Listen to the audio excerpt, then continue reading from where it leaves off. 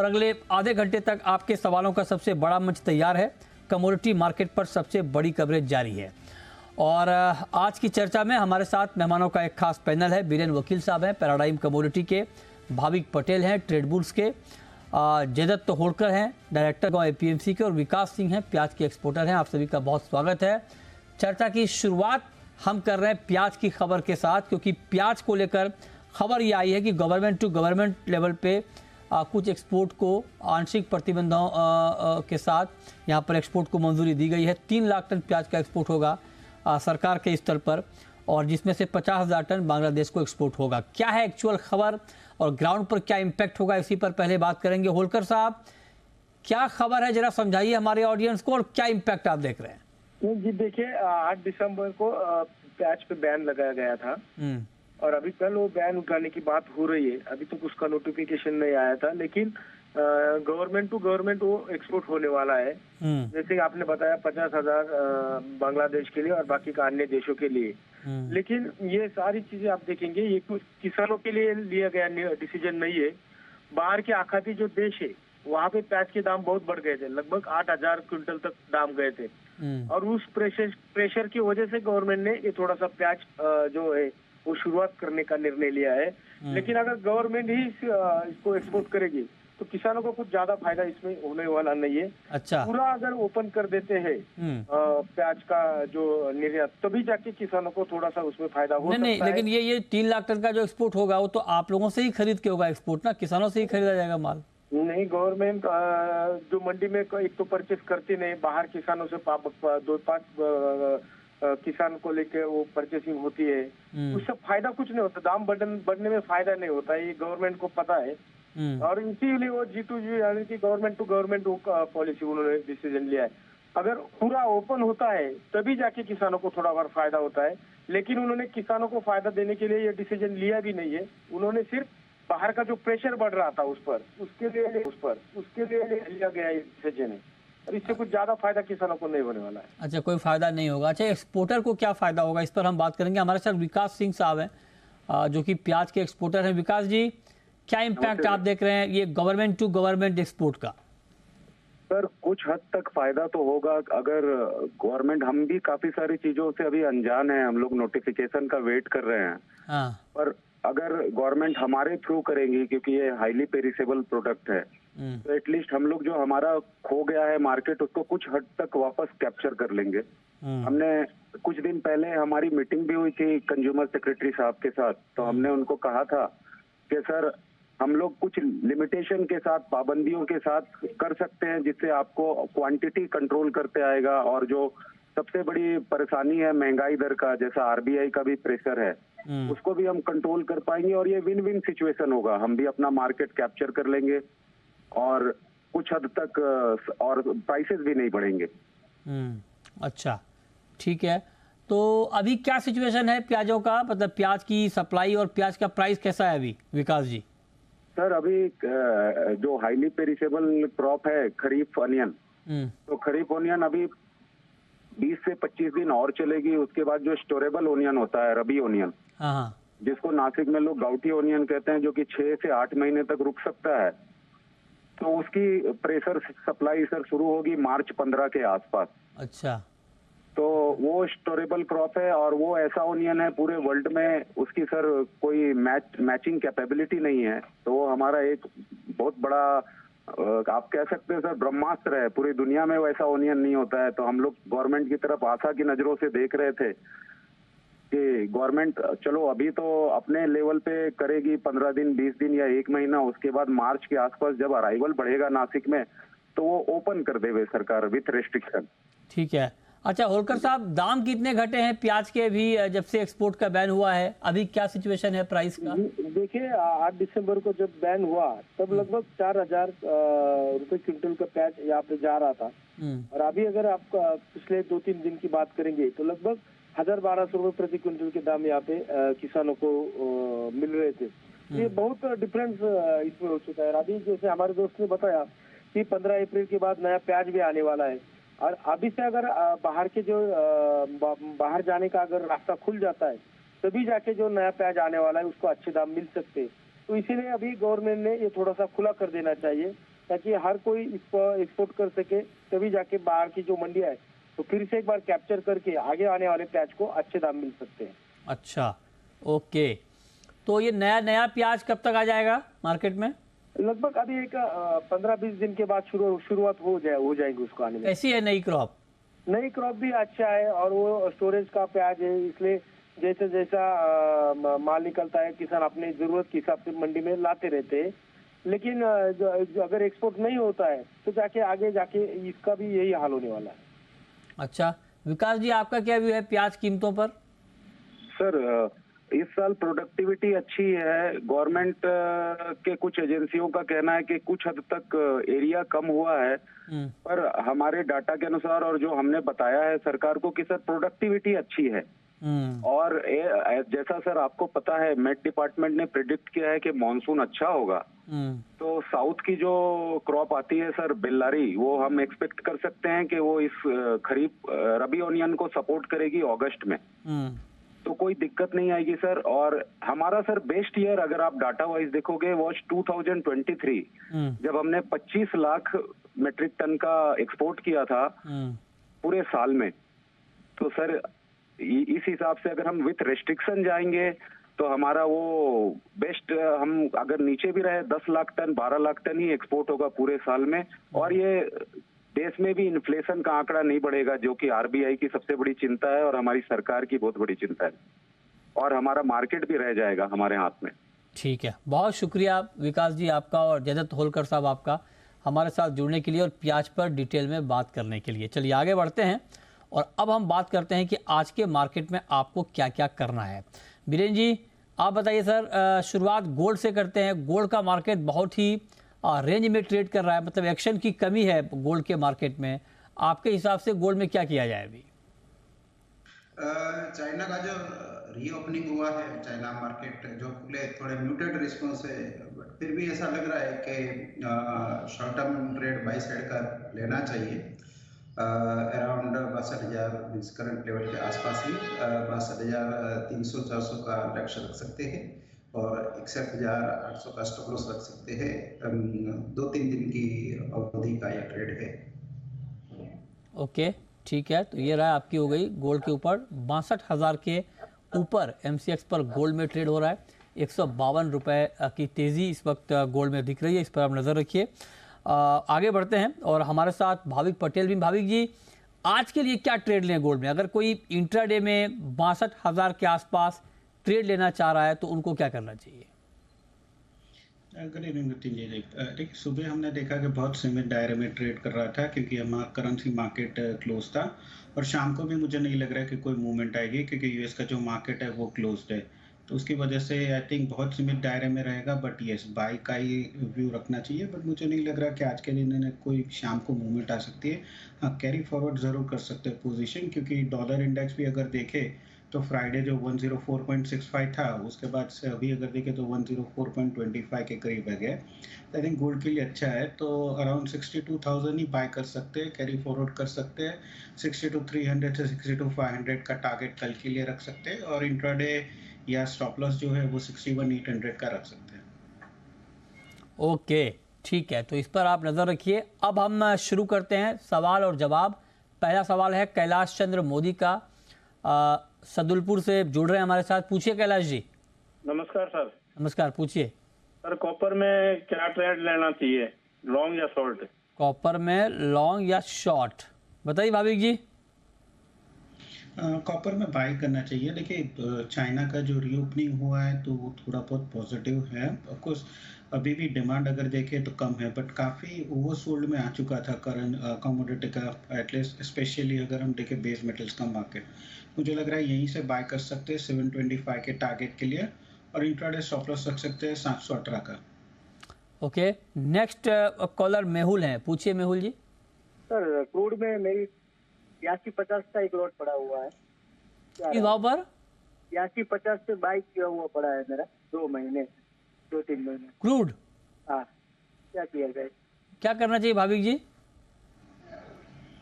I think देखिए, अभी भी क्रूड में तो अच्छा ही है। आज के दिन भी अगर देखें तो जो यूके की एटलीस्ट कार्गो शिप थी उसके ऊपर अटैक हुआ, तो उसकी वजह से वापस हम देख रहे हैं कि क्रूड में थोड़ा ऊपर आया है। मुझे लग रहा है कि 65-80 से 6600 का टारगेट रख के बने रहना चाहिए इंट्राडे, या अगर आपको पोजिशनली स्टॉप लॉस रखना है तो 6450 का रखिए। 6600 के करीब आता है तो आपकी पोजीशन निकाल लीजिए। ओके, नेक्स्ट कॉलर विकास है हरियाणा से। पूछिए विकास। सर नमस्कार जी। नमस्कार, पूछिए। सर मार्च का कॉन्ट्रैक्ट ग्वार सीड का 5390 रुपए पे सेल किया हुआ है, क्या बना रहना चाहिए? 5390 पर आपने मार्च को बेचा हुआ है। मार्च का वायदा 5351 के स्तर पर है। क्या करें बीरेन जी, शॉर्ट में बने रहना ठीक है या निकल जाना चाहिए? इसमें जो शॉर्ट साइड की पोजीशन है इसका स्टॉप लॉस 5440 होना चाहिए, 5440 का। और एक बार अगर नीचे आए तो 5320 के आसपास निकलना चाहिए, क्योंकि ये 6500 से निरंतर गिरता गिरता ये 5180 तक आया था, तो अब थोड़ा करेक्टिव बाउंस इसमें आना चाहिए। ठीक है, ओके, इस पर आप नज़र रखिए। 5351 का लेवल आज का क्लोजिंग प्राइस है। आगे बढ़ते हैं और बात करते हैं कुछ और कमोडिटी की। मसालों पर, खास करके जीरे पर आपका व्यू क्या है भाविक जी? जीरे में क्या करना चाहिए? जी, जीरे में अभी भी थोड़ा बहुत मुझे वीक ही लग रहा है। हालांकि यहाँ से मुझे नहीं लग रहा कि शॉर्ट करना चाहिए, क्योंकि ऑलरेडी अच्छा खासा करेक्शन आ चुका है। इस बार आई थिंक बम्पर क्रॉप आएगा तो उसकी वजह से जो प्राइसेस है वो कैप रहेंगे। बट हाँ, अभी भी मुझे लग रहा है कि थोड़ा बहुत तो अभी भी अपसाइड दिख सकता है। मेजर जो लास्ट ईयर हमने देखा था ऐसा नहीं होगा। अपसाइड मुझे 26,600 से 26,800 के करीब दिख सकते हैं। तो करंट मार्केट प्राइस से आप बाय कर सकते हैं 25,000 के स्टॉप लॉस से, और टारगेट रख सकते हैं 26,800 का। ओके, अगला सवाल है विष्णु का। पूछिए विष्णु। सर मेरा कोरिएंडर धनिया पे सवाल है कि ये 8-8,500 हो जाएगा क्या? 8-8,500 कोरिएंडर का भाव हो जाएगा क्या? बताइए बीरेन सर, हो जाएगा क्या? धनिया में क्वालिटी का जो स्पेक्ट्रम होता है काफ़ी वाइड होता है ग्रेड के हिसाब से। बट अच्छी क्वालिटी का धनिया, जिसको ग्रीन बोलते हैं, ग्रीन धनिया, पैरेट भी कहते हैं जिसको, वो मेरे हिसाब से यहाँ से काफ़ी अपसाइड में जा सकता है। मीन्स 2-2,500 का मूवमेंट इसमें हम देख सकते हैं। 2-4 महीने का मेरा व्यू नॉर्मली होता है, और मैं ज़्यादातर फिजिकल प्ले प्रेफर करता हूँ। ठीक है, नेक्स्ट कॉलर पवन है राजस्थान से। पूछिए पवन जी। सर मुझे कॉटन सीड ऑयल केक लेना है, तो कहाँ पर एंट्री करें और क्या टारगेट करें? कॉटन सीड ऑयल केक लेना है आपको? अच्छा, बीरेन जी लेना चाहिए क्या? बाइंग का लेवल आ गया? 2-3 वीक से मैं इसमें बाय कॉल दे रहा हूँ। मैंने कहा था कि इसमें थोड़ा टर्न अराउंड आया है। अभी भी मुझे ऐसा लग रहा है थोड़ी गुंजाइश है, क्योंकि अब तक सीसीआई का बिनोला की काफी सेलिंग प्रेशर थी, जो मैं समझता हूँ अगले कुछ दिनों में वो कम हो जाएगी, तो इसमें थोड़ी रिकवरी वापस आनी चाहिए। ओके, ठीक है, तो ये राय आपकी हो गई। 2619 का लेवल है और 6 रुपए के आसपास की तेजी यहाँ पर दिख रही है कॉटन केक फरवरी वायदा में। आगे बढ़ते हैं, कुछ और कमोडिटी की बात करते हैं। इस बीच सुभाष जुड़ रहे हैं चंडीगढ़ से। पूछिए सुभाष जी। सर मेरा क्वेश्चन ये है कि अभी जीरा जो है ये 7,000 से 2,600 के पास आ गया और काफी दिन से सस्ता बिक रहा है, लेकिन मार्केट में कोई कंट्रोल नहीं है। अभी भी 500 रुपए का किलो बेचते हैं, कोई 450 का किलो बेचते हैं, तो यहाँ ये कम से कम 300 रुपए किलो होना चाहिए था। इसका कौन कंट्रोल कर सकता है? अच्छा, मतलब मार्केट से मतलब आपका ये है कि रिटेल में है ना? रिटेल में बहुत महंगा बिक रहा है यहाँ पर। अच्छा, रिटेल में महंगा बिक रहा है ना? हाँ जी सर। क्या भाव में, कहाँ की बात कर रहे हैं आप? सर चंडीगढ़ की मंडी में कल ये 450 रुपए किलो जीरा बेच रहे थे। अच्छा, आप जरा बने रहिए। जो बात आप कह रहे हैं ये बहुत महत्वपूर्ण है कि कई बार थोक में भाव बहुत कम दिखता है, लेकिन स्पॉट में आप लेने जाएं। जिस दिन बढ़ा था उस दिन 35 रुपए, 40 रुपए, 45 रुपए। अभी कितने दिन से ये 300 से नीचे है, लेकिन जब बढ़ा था तो हफ्ते में। ये बात है। ऐसा क्यों बीरेन जी? इस पे तो मैं कमेंट नहीं करूं, बट ये काफी वाजिब मुद्दा है, और सिर्फ जीरे में नहीं, काफी चीजों में ये देखा जाता है कि जब तेजी आती है तो प्राइस अनाप शनाप बढ़ जाते हैं, बट जब मंदी होती है तब वो नीचे आने में इसको बहुत पड़ता है, मैं ऐसा कहूँगा। और बहुत सी चीज़ों में पास्ट में हमने जो चने में तेजी देखी या तूर में देखी या अभी बीच में धनिया में देखी, ये उनका मुद्दा वाजिब है और इस साइड में जो भी कंसर्न अथॉरिटी है उनको सोचना चाहिए कंज्यूमर के हित में। ओके, ठीक है, चलिए आगे बढ़ते हैं। और तुषार हैं हमारे साथ गंगानगर से। पूछिए तुषार। मृत्युंजय जी, मैंने 63,100 रुपए में 3 गोल्ड सेल किए हुए हैं, क्या 60,000 के लेवल मिल जाएंगे मेरे को? बताइए भाविक जी। देखिए, हमने लास्ट वीक देखा था कि महंगाई के डेटा जो आए थे उसके बाद थोड़ा करेक्शन आया था। इनफैक्ट फ्राइडे को भी यूएस के पीपीआई आए थे, बढ़ के आए थे, बट उसके बावजूद अगर देखा तो शॉर्ट सेलिंग आ नहीं रही है या सेलिंग जो है वो कंटिन्यू नहीं हो रही है। तो डेफिनेटली आई थिंक मार्केट ने अभी जो नेगेटिव न्यूज़ है एंटिसिपेट कर लिया है। मुझे लग रहा है कि यहाँ से शायद नीचे नहीं जा सकता बट ऊपर ही जाएगा। तो मुझे लग रहा है कि आप 60 to 250 का स्टॉप लॉस रखिए, अगर उसके ऊपर आता है तो निकल जाइए। अभी मुझे नहीं लग रहा कि 60,000 आ सकता है, ज़्यादा से ज़्यादा 61,500 तक ही लग रहा है। ओके, ठीक है। नेक्स्ट कॉलर राजेश हैं। पूछिए राजेश जी। जी सर, ये सिल्वर 69 तक आएगा या नहीं, और आज सिल्वर में क्या करना चाहिए पूछना था भाविक जी से। चांदी का भाव 69,000 रुपए तक आएगा या नहीं, ये आप जानना चाहते हैं। बताइए भाविक जी। देखिए, 4 दिन पहले 69,128 का लो बन चुका था, तो आई थिंक वो तो नियरली आ ही चुका है। बट आज के दिन मुझे नहीं लग रहा है कि कोई भी मूवमेंट आएगी। आज यूएस का मार्केट क्लोज है, तो ये अगर आपको चाहे तो कैरी फॉरवर्ड कर सकते हैं, बाय कर सकते हैं सिल्वर का 70,850 के स्टॉप लॉस से, और ऊपर का टारगेट रख सकते हैं 72,200 का। ठीक है, ओके, इस पर आप नज़र बनाकर चलें। नेक्स्ट कॉलर झारखंड से आ रहे हैं। पूछिए। हेलो जी, सुन पा रहे हैं, पूछिए। हाँ, वो नेचुरल गैस में हमको आज का ट्रेड पूछना। नेचुरल गैस पर आपको जानना है। 2.5% के आसपास की गिरावट है, काफ़ी दाम गिर चुके हैं नेचुरल गैस के। बताइए वीरेंद्र जी, और गिरावट आपको दिख रही है इसमें? इसके जो लॉन्ग टर्म फंडामेंटल है काफी कमजोर है, मींस ओवर सप्लाई की बाजार है ये। टेम्पररी इसकी रेंज में 115 से 150 की मानता हूँ। कोई यहाँ 745 के आसपास का अगर बाउंस आए तो टाइट स्ट्रिक्ट स्टॉप लॉस के साथ सेल किया जा सकता है। 160 का स्टॉप लॉस होना चाहिए। टारगेट कहीं 120-125 के बीच रख सकते हैं, बट उछाल में बेचने का मेरा रवैया होगा। ओके, तेज़ी पर बेचने का आपका नज़रिया है, तो इस पर आप नज़र बनाकर चलें। 130 का स्तर है, करीब करीब 2.5% नीचे इस वक्त ट्रेड हो रहा है। नेक्स्ट कॉलर महेश हैं। पूछिए महेश। ये मेरा 2 लॉट है, 154 से बाई किया हुआ है सर। 154 से? हाँ जी। ओके, ठीक है। क्या भाई? Natural gas? Natural gas. Oh, काफ़ी दाम देखिए नीचे आ गए। भाविक जी, क्या सुझाव आपका इनके लिए?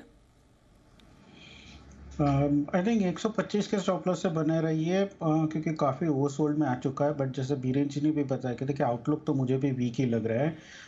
शायद यहाँ से थोड़ा बहुत शॉर्ट कवरिंग आ सकती है। मे बी आपका प्राइस तो नहीं आएगा, बट 136 से 140 का लेवल रखिए। आई थिंक वहाँ तक एक बार उछाल आ सकता है, तो वहाँ पे आपकी पोजीशन एग्जिट कर लीजिए। ओके, ठीक है, नज़र रखें। आगे बढ़ते हैं, कुछ और कमोडिटी की बात करते हैं। मेटल में ओवरऑल बीरेन जी क्या व्यू है आपका बेस मेटल में? मेटल में थोड़ा रिकवरी बाउंस आया है। मींस कॉपर 699 गया था रिसेंटली, अब 720-22 है। चाइना 10 दिन बंद था, आज ही रीओपन हुआ है, लेकिन ये दमदार ओपनिंग नहीं है मेरे हिसाब से। तो 2-3 दिन में मार्केट वापस थोड़ा डाउनसाइड करेक्ट होना चाहिए। टेम्पररी रेंज हम 715 से 730 की समझ सकते हैं। मैं 724.5 मींस 724-25 के आसपास शॉर्ट प्रेफर करूंगा इसमें। 732 का मेरा स्टॉप लॉस रहेगा। डाउनसाइड ऑब्जेक्टिव 712-13 का रहेगा और 5-7 दिन का लक्ष्य रहेगा। ठीक है, रमन है हमारे साथ। नेक्स्ट कॉलर, पूछिए रमन। श्रवण, पूछिए श्रवण। नमस्कार जी सर जी। जी नमस्कार, पूछें। सर मैं 2 गोल्ड 61,900 में सेल कर रखे हैं सर। 2 गोल्ड 900 में सेल किया आपने? 61,900 में सर। 61,900 में आपने सेल किया है, ठीक है। तो अभी मार्केट है 62,000 के ऊपर, तो क्या सुझाव आपका बीरेन सर? बने रहें, निकल जाएं, क्या करें? अभी आज यूएस का मार्केट बंद है और मार्केट भी सीमित दायरे में है, बट कम से कम ये मैं समझता हूँ कि 3-4 महीने से लगातार मंदी है, इसलिए अब नीचे भाव में बिकवाली अवॉइड करनी चाहिए और अब इनके सेल प्राइस के नजदीक ही भाव है तो ऑलमोस्ट कॉस्ट टू कॉस्ट तो निकल जाना चाहिए। ठीक है, ओके, आगे बढ़ते हैं। और अब प्रीतम हमारे साथ हैं झारखंड से। पूछिए प्रीतम। सर हाजिर में ग्वार लिया पड़ा है पिछले साल का। हाजिर में ग्वार पड़ा हुआ है आपके पास? कैसे फ्यूचर है सर? ओके, बीरेन जी क्या करना चाहिए? हाजिर ग्वार अभी होल्ड करना चाहिए? मैं उनका क्वेश्चन जो स्क्रीन पे पढ़ रहा हूँ वो गवार गम के बारे में पढ़ रहा हूँ। हाँ। अगर गवार गम है तो स्विच ओवर करके गवार में चले जाना चाहिए। अच्छा, ग्वार सीड में चले जाना चाहिए, ये कह रहे हैं आप? हाँ। अच्छा, ओके, ठीक है। नेक्स्ट कॉलर सुनील हैं हरियाणा से। पूछिए सुनील जी। सर जी मैं ग्वार के ऊपर पूछना चाहता हूँ कि 6000 का बाय है। 6000 पर बाइंग है आपकी? हाँ जी। अच्छा, क्या करें भाविक जी? देखिए मुझे भी अभी लग तो नहीं रहा कि 6000 आएगा, बट हाँ यहाँ से थोड़ा बहुत कवरिंग तो आ सकती है। तो मैं एक बार बोलूँगा कि हमने पहले भी देखा है कि 5200 से 5100 का एक सपोर्ट बन चुका है, तो अगर वापस से 5300 के करीब आता है तो वो एक एवरेज कर सकते हैं अपने प्राइसेस को 5100 के स्टॉप लॉस से, और वापस अगर 5550 के करीब आएगा तो वो प्रॉफिट में होंगे क्योंकि एवरेज प्राइस नीचे होगी, तो वहाँ पे आप एग्जिट कर सकते हैं। तो नीचे 5300 के करीब बाय कर सकते हैं एवरेज करने के लिए।